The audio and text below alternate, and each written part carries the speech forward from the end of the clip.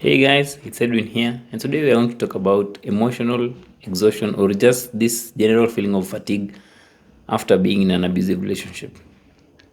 It's exhausting when you are not heard, to be invalidated, or to fight for someone who doesn't value you.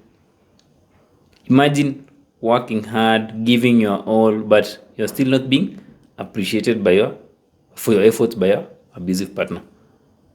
And fatigue and being exhausted are common symptoms of being in an abusive relationship. This is because you are psychologically and physically depleted or drained.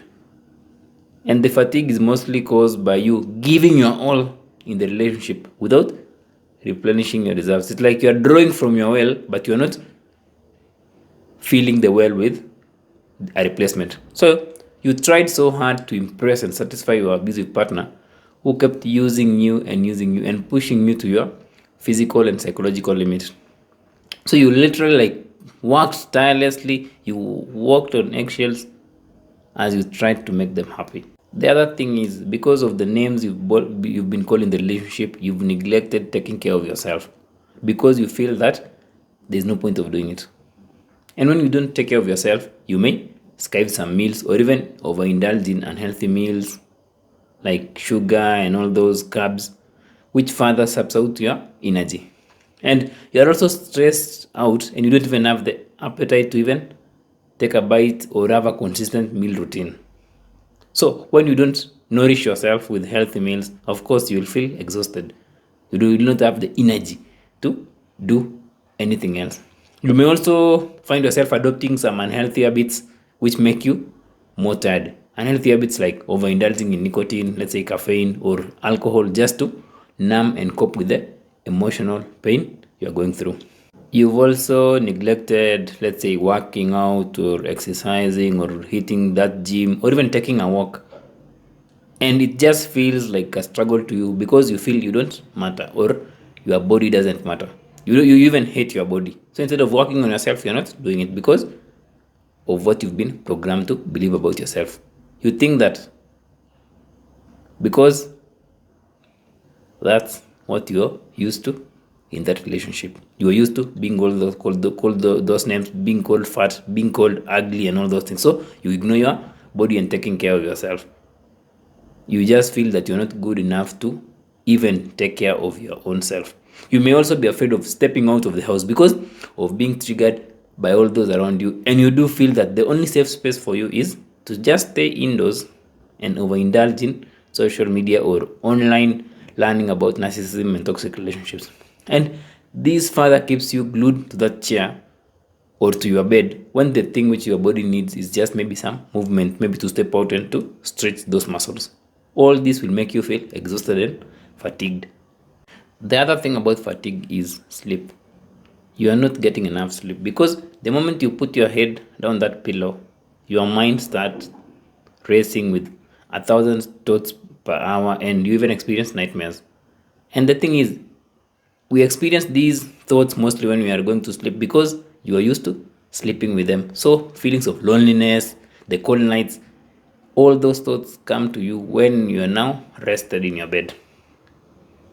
And this makes you sleep deprived, which further fatigues you.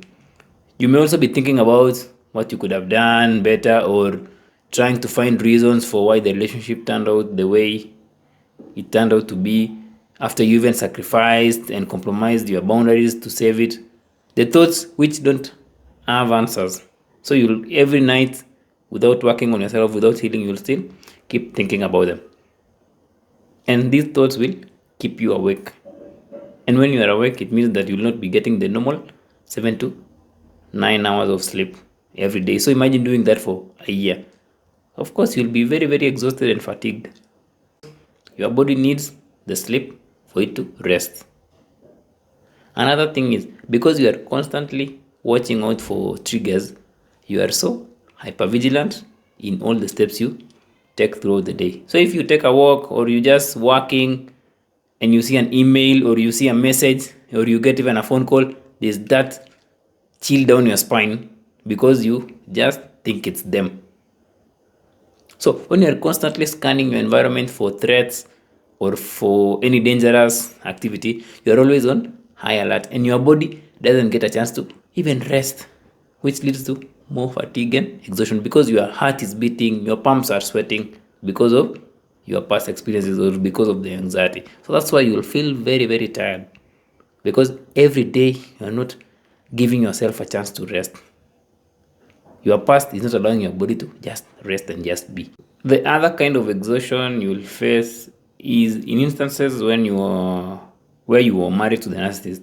You are now preparing for the final battle for child custody or finalizing the divorce process. So that in itself is work because the thoughts of having to deal with that person again, that person who cannot just understand and let you go, is exhausting. And you still feel entangled in this web which you can't seem to get out of. Because every interaction with them doesn't always end up being like a normal conversation.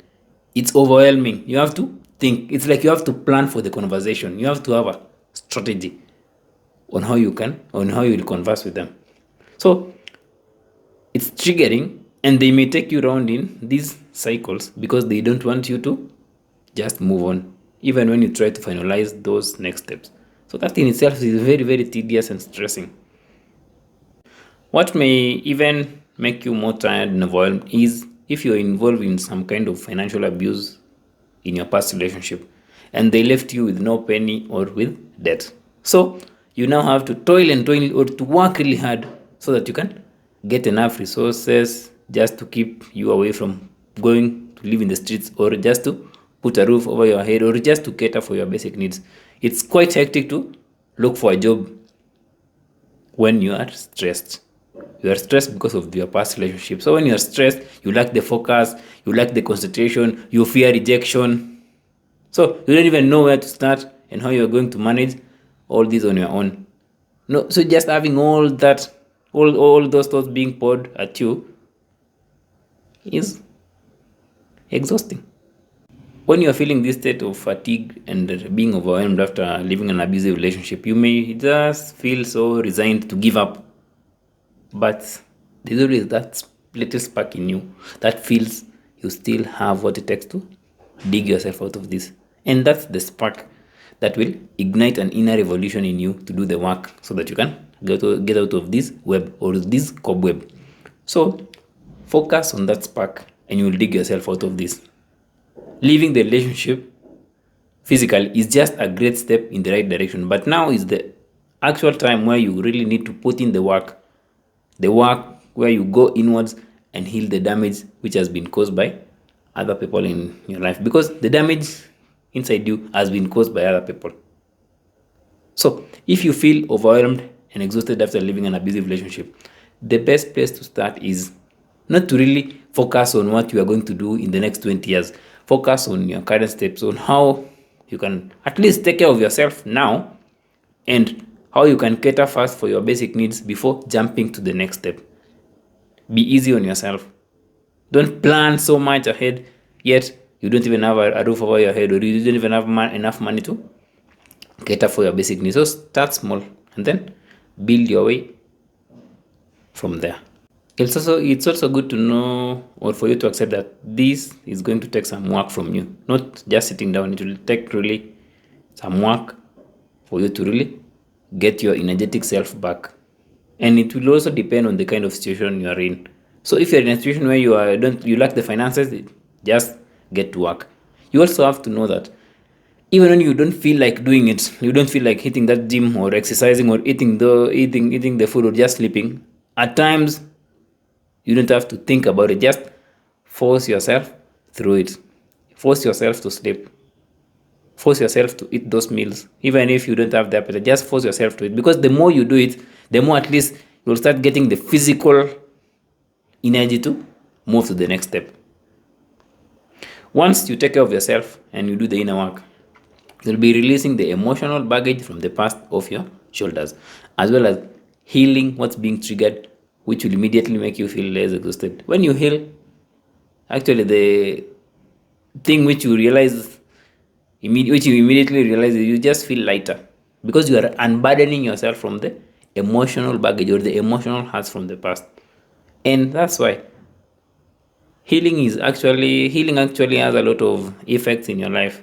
Like something like having better clarity in your life or even getting better sleep will make you feel more productive, which in itself bring about this renewed sense of energy and belief in your life. So when you're feeling tired, you really have to do the work, because once you start doing the work and you start doing some healing, you start getting your energy back. And when you get this energy back, you'll go to work, you'll apply for those jobs, you look for your own money, because you are present and you're now channeling your energy not in the past events but in your how you can forge the best way forward in your life. Hope you found that informative, guys. Until next time, see ya.